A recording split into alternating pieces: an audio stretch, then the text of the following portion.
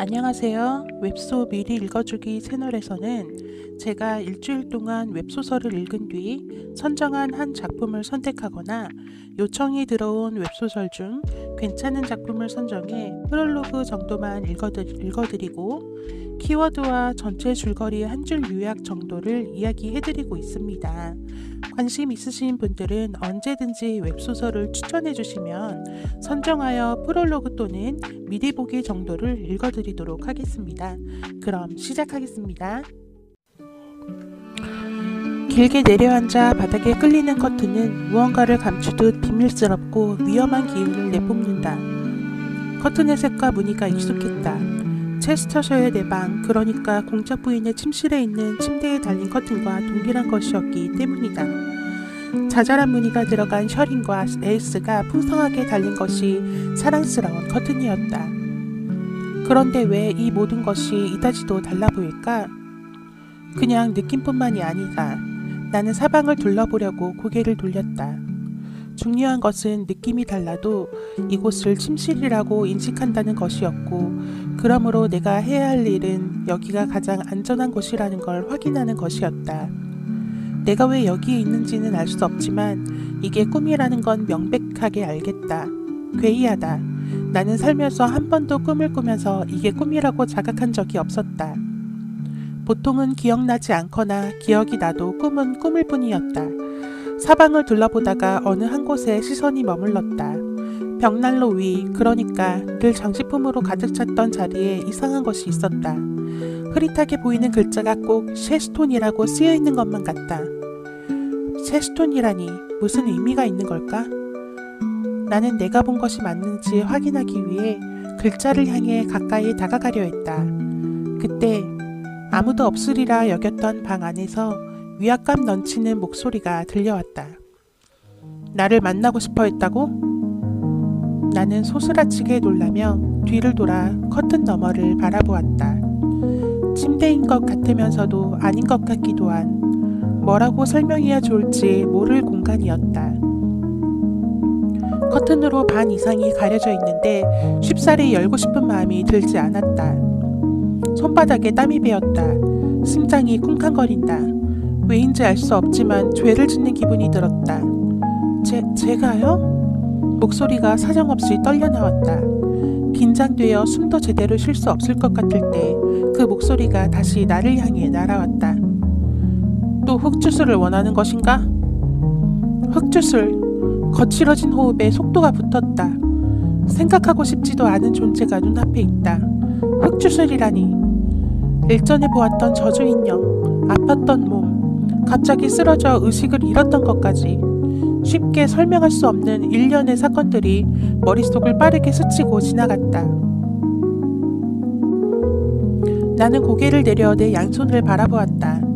이건 메델리아 에센바가 아니다. 나는 여전히 엘리사 렌하르트고 내 몸을 찾고 있었다. 당신은 누구시죠? 우리가 전에 만난 적이 있나요? 내가 흑주술을 해달라 빌던가요? 머릿속이 뒤죽박죽이다. 무엇을 물어야 할지도 모르겠다. 벼랑간 남자의 목소리가 웃음을 터뜨리기 시작했다. 소름 끼치는 소리였다. 몸이 덜덜 떨려온다. 심장은 터질 것 같고 눈물까지 나올 것 같았다. 방 안이 공포로 가득 차 어느 순간 어디에서부터 시작되었는지 모르게 모든 공간이 일그러지기 시작했다. 왜곡된 공간 안에서 나는 분리된 존재인 듯 아무런 뒤틀림을 느낄 수 없었다. 어지럽고 토악질이 나올 것 같았다. 웃음소리는 계속되었다. 그리고 어느 순간 소름 끼치는 웃음소리가 멎는 동시에 우레 같은 목소리가 내 머리 위로 내려 꽂혔다. 원하는 것을 이루었으면 대가를 달게 받아야지. 그런데 그게 자네는 아니로구만. 목소리는 다시 웃기 시작했다. 온 사방에서 뱀 비린내 같은 냄새가 난다. 나는 우욱하고 헛구역질을 하며 비로소 영원할 것 같던 잠에서 깨어났다. 일어나 앉은 시야 안에 익숙한 공간이 보였다. 우리가 숨어든 요새 같은 곳이었다. 향도 며칠 새 익숙해졌는지 편안했다. 나는 안전하다. 그건 꿈이었다. 나는 그런 목소리를 가진 사람을 모른다. 온몸이 땀에 젖어 옷이 축축했다. 내 곁에서 침대에 머리를 붓고 앉은 채로 잠든 남자를 내려다보았다. 불길하고 불안하다. 내가 가진 모든 것을 잃을 것만 같은 공포가 나를 휘어감았다. 누가 내게 그건 헛꿈이었고 내게는 아무런 나쁜 일도 일어나지 않을 거라고 말해주었으면 좋겠다. 이 남자가 혹여나 나로 인해 다치거나 죽게 되면 어쩌지? 머리가 깨질 듯이 아파오기 시작한다. 또다시 몰려오는 구역감에 침대에서 일어나 화장실로 뛰어갔다. 다리에 힘이 풀릴 때까지 개워내고 나서야 화장실 바닥에 주저앉아 엉엉 울음을 터뜨렸다. 아무것도 잃고 싶지 않다. 내가 잃은 모든 걸 되찾고 싶다. 그로부터 몇 개월 전, 잠시만 기다리시면 됩니다, 아가씨. 금방 오실 겁니다. 집사가 정중한 어투로 말했다. 그는 참 좋은 사람이다. 내가 귀족 아가씨 같은 차림새를 하고 있지 않은데도 나를 정중하게 대해주고 있지 않은가? 나는 원래도 그가 참 좋았다. 그럼에도 그를 모른 척해야 한다는 것과 익숙한 집을 낯선 채 해야 한다는 사실이 본내 가슴이 아팠다. 예, 고맙습니다. 고개를 작게 끄덕여주니 집사는 가볍게 목례한 뒤 응접실에서 사라졌다. 저택 내부는 기억 속의 모습과 비교해 달라진 것이 전혀 없었다. 녹색 컬러로 꾸며진 응접실은 방문한 사람의 마음을 편안하게 만들어주는 효과가 있다. 물론 그게 내게도 해당되지는 않는 모양이었지만 그 순간 헛기침 소리가 들려왔다. 나는 화들짝 놀라 반사적으로 자리에서 벌떡 일어섰다. 윌리엄 에센바우 공작이 문간에 몸을 기댄 채 이쪽을 빤히 바라보며 서 있는 것이 보였다. 그는 여전했다. 기억 속의 그 모습 그대로 조금의 흐트러짐이 없다. 그런 생각이 지나고 나니 어째서 그가 여기에 있는지 알 수 없어 혼란스러웠다. 고작 가정교사를 뽑는 일이다. 당연히 안주인이 나올 거라 생각했는데 이런 일에 윌리엄이 왜? 생각에 잠긴 새 헛기침 소리가 들려왔다. 나는 정신을 차리고 그가 내게 다가오고 있는 것을 바라보았다. 면접이라는 생각 때문인지 그의 발걸음 소리가 묵직하게 들려온다. 긴장으로 입안이 말랐다. 정말 오랜만에 보는 남편의 얼굴인데 반가움보다는 왠지 모를 두려움, 불안감이 불쑥 고개를 먼저 들었다. 윌리엄이 맞은편에 한치의 흐트러짐 없이 앉아 고저없는 목소리로 물었다. 가정교사에 지원한 분이 맞습니까? 나는 불이 나게 그를 따라 앉으며 답했다. 예, 맞습니다. 엘리사 레나르트라고 합니다. 윌리엄의 시선이 노골적으로 나를 관찰하듯 훑었다. 긴장감에 심장이 두근거린다. 손에서 자꾸만 땀이 배어나왔다. 자꾸만 그의 시선을 피해 떨어지려는 고개를 붙잡고 있는 것이 고역이다. 윌리엄은 계속해서 말이 없었다. 길어지는 정적에 숨이 막혔다. 면접을 보러 온 것이 아니었나? 나는 슬쩍 귓바퀴를 만지작거렸다. 긴장하거나 당황하면 나오는 습관 같은 것이었다. 에센바우 공작저에서는 나는 참지 못하고 조심스러운 목소리로 읊조리듯 물었다. 인사권이 공작부인께 있지 않은가요? 윌리엄의 눈이 휘둥그레지다가 이내 곧 찌푸려졌다. 나는 당황하고 말았다. 그를 불쾌하게 만들었구나.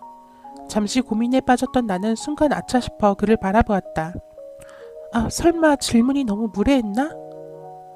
나는 얼른 손을 무릎 위에 올려놓고 자세를 고쳐 앉으며 사과했다.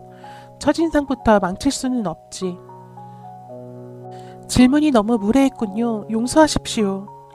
질문 때문은 아니었습니다. 그저.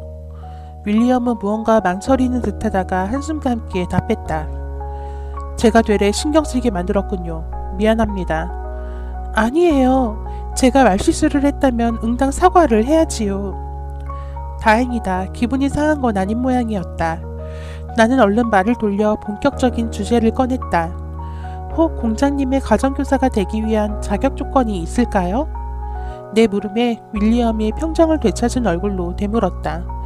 교육과정을 어디까지 받으셨는지 여쭈어도 되겠습니까? 나는 고개를 끄덕이며 답했다. 못 배우고 자란 것처럼 보이시겠지만 귀족 예법과 역사, 사교 예절을 배웠습니다. 공자님의 연식에는 그 정도로도 충분하리라 생각합니다. 그렇군요. 그런 뜻으로 드린 질문은 아니었는데 불쾌했다면 미안합니다. 빈센트는 지금 정신이 불안정하고 마음이 아픈 상황입니다. 그래도 그 아이를 가르치실 수 있겠습니까? 나는 당황한 얼굴로 그를 바라보았다. 쓰러지기 전까지만 해도 빈센트는 활기차고 밝은 아이였다. 아이가 아프다고? 이 말도 안 되는 이야기가 그의 입에서 나온 것이 맞나? 한껏 당황한 내 표정을 본 윌리엄의 얼굴이 혼란스러워 보였다. 빈센트가 당신 아이도 아닌데 대체 왜 그런 얼굴을 하냐는 거겠지. 이러면 안 되는 걸 알면서도 표정 관리가 되지 않는다. 그의 입장에선 당연히 어처구니가 없고 이해할 수 없겠지. 나도 이 상황을 이해할 수 없는 걸. 나는 결국 고개를 푹 떨구었다. 엘리사는 빈센트의 엄마가 아니다. 그러니까 눈물을 흘리면 안 돼. 나는 두 손을 꼭 맞잡은 채 떨리는 목소리로 물었다. 공자님께서 올해 연식이 정확히 어떻게 되시나요? 빈센트는 올해 5이 되었습니다. 마지막 기억 속에 빈센트는 6개월 차에 접어든 4살이었다. 지금이 여름이니 대략 반년이 조금 넘게 지난 셈이었다. 그간 아이에게 대체 무슨 일이 있었던 걸까? 나는 입술을 사리물어 눈물을 삼켜냈다. 진정해야 해. 아이가 아프다면 엄마였던 내가 옆에 있어야 하는 게 당연하다. 아이를 보듬어주고 함께 있어주고 싶었다. 나는 심호흡을 한 차례 한 후 고개를 들었다. 마음의 문제는 마음은 마음으로 낳는 법이지요. 제가 공자님께 도움이 될 수 있다면 꼭 곁에 있어드리고 싶습니다, 카카. 윌리엄은 말없이 나를 바라보았다. 길어지는 침묵에 민망해서 시선을 피하려는데 그가 일순 자리에서 일어섰다. 레나르트 양의 마음은 잘 알겠습니다. 보아하니 귀족으로서의 품위도 전혀 부족해 보이지는 않는군요. 긍정이구나. 정말 다행이다. 밝아진 얼굴로 윌리엄을 올려다보자 그가 나를 빤히 내려다보며 말했다. 입 주면 좋겠습니다. 물론 마차를 보내드리는 것은 어렵지 않지만. 윌리엄이 탁자를 검지로 몇 차례 두드리곤 입을 열었다. 아이의 상태가 저 모양이니 곁에서 꾸준히 함께해줄 리가 필요합니다. 그러기엔 입주가 좋죠. 만약 면접에 붙는다면 입주로 하고 싶다고 말해볼 요량이었다. 하지만 윌리엄이 먼저 그 이야기를 꺼내주었음에도 그 이유가 빈센트에게 있다는 것에 마음이 아팠다. 윌리엄이 눈썹을 치켜올리며 대답을 채근했다. 어렵겠습니까? 나는 얼른 고개를 가로저었다. 입주가 제게도 편할 것 같습니다. 윌리엄은 안도한 듯 풀어진 표정으로 고개를 끄덕였다. 그러면 당장 오늘부터 빈센트를 봐주면 좋겠군요. 짐을 가져와야 한다면 시종들을 보내겠습니다. 나는 그를 따라 자리에서 일어나며 고개를 가로저었다. 짐은 따로 없습니다. 옷도 이 한 벌이 다여서 매일 세탁해서 입으면 되니까 시종을 보내실 필요는 없을 것 같습니다. 윌리엄이 나를 한 차례 훑어보곤 미간을 찌푸리며 말했다. 의류와 생필품도 제공하는 것으로 하지요. 여러모로 집이 아니라 불편할 테니. 나는 휘둥그레진 눈으로 그를 바라보았다. 놀랐다. 옷까지 줄 거라고는 생각 못했는데. 얼굴이 화vat해졌다. 그에게 미안하면서도 창피하고 그러면서도 고마웠다. 나는 붉어진 얼굴을 숨기듯 고개를 푹 숙이며 귓바퀴를 만지작거렸다. 감사해요. 옷은 기본적인 걸로 한두 벌만 주셔도 됩니다, 카카. 대답은 돌아오지 않았다. 고개를 들자 그가 휙 돌아서며 딱딱해진 어조로 말했다. 그럼 나가죠. 어딘가 부자연스러워 보이기까지 해서 나는 고개를 갸웃거렸다. 집사를 따라 2층 복도를 지나 방으로 안내되어 들어갔다. 단출하지만 깨끗하게 관리된 이 방은 원래 공작절을 방문한 객을 위한 곳이다. 체스터셔에서 파티가 며칠 동안 열리면 제공되는 방 중에 하나였지만 내가 결혼에 들어온 이후로는 공작부인 마지를 위한 단 한 번을 제외하면 파티가 열렸던 적은 없었다. 돌이켜보면 그런 걸 주최하고 준비하는 건 모두 공작부인의 몫이었을 것이다. 하지만 사교계에 제대로 적응하지 못했던 나는 그런 걸 열 생각조차 해본 적이 없었고 그도 나를 위해 주최자가 되어주지는 않았다. 뭐가 되었든 나는 체스터셔에서 지내는 삶에 만족했으므로 딱히 서운함을 느껴본 적은 없었다. 윌리엄의 지인들이 찾아와 며칠 동안 묵게 되면 제공되는 방은 다른 곳이었고 이 방은 나 때문에 처음으로 오픈된 것이나 다름없었다. 어쨌든 이제 내가 객이 되었구나. 나는 씁쓸함을 삼키며 몸을 돌려 집사를 향해 허리 숙였다. 안내해 주셔서 고맙습니다, 집사님. 집사 멜버튼이 난처하게 웃으며 말했다. 그렇게 깍듯하게 하실 필요는 없습니다, 선생님. 보기엔 단출해 보여도 깨끗하게 잘 관리된 곳이니 생활하기 불편하지는 않으실 겁니다. 나는 작은 목소리로 예 하고 대답하며 고개를 들어 방을 둘러보았다. 확실히 레나르트 저택에 비하면 궁이나 다름없다. 아무리 학대당했어도 백작영예라고 고루인 저택에서도 화려한 방에서 지냈고 체스터셔에서도 마찬가지였다. 그래도 사람은 적응의 동물이라고 했던가? 레나르트의 다 무너져가는 저택에서 지내는 새 그곳에 익숙해져 버린 모양이었다. 이곳이 궁궐같이 느껴질 만큼. 그럼 내가 구경을 대강 마쳤다고 생각했는지 집사가 말을 걸어왔다. 도련님을 만나러 가보시겠습니까? 나는 침을 꾹꾹 삼키며 돌아서 집사를 바라보았다. 빈센트, 만남에 무슨 표정을 지어야 할까? 그립고 애달픈 마음을 드러내면 안 될 텐데. 예, 집사님. 멜버튼이라고 불러주십시오. 안내해드리겠습니다. 고마워요, 멜버튼. 멜버튼은 나를 빈센트의 방으로 안내했다. 빈센트의 방은 내게 지정된 방에선 꽤 멀리 떨어져 있었으므로 아이에게 가려면 생각보다 좀 걸어야 했다. 체스터셔가 체스터셔 팰리스, 즉 성이라 불릴 만큼 크고 넓은 탓이었다. 굳이 원하지 않는다면 윌리엄을 하루 종일 피해 다니는 것도 가능할 법한 곳이었다. 그를 따라서 모른 척 걷다 보니 어느새 멈추어선 멜버튼이 빈센트의 방문을 노크했다. 드디어 내 아들 빈센트를 만나는 것이다. 공작가의 가정교사가 되었습니다. 라는 제목의 이 소설은 로망티크 출판사에서 출간된 로맨스 판타지 장르로서 미스터리, 빙의, 오해, 오만남, 후회남, 철벽녀, 무심녀, 상처녀 등등을 키워드로 하고 있습니다. 본 스토리는 공작 부인이었던 여주인공이 몰라 귀족의 딸로 빙의된 후 자신의 몸을 되찾고자 공작가에 들어가면서 벌어지는 미스터리한 사건들을 중심으로 이야기가 펼쳐집니다. 이야기가 궁금하신 분들은 더보기란에 구매처를 남겨놓았으니 참고해 주시기 바랍니다. 오늘 제 첫 작품 읽기에 함께 해주신 여러분 감사합니다. 행복한 밤 되세요.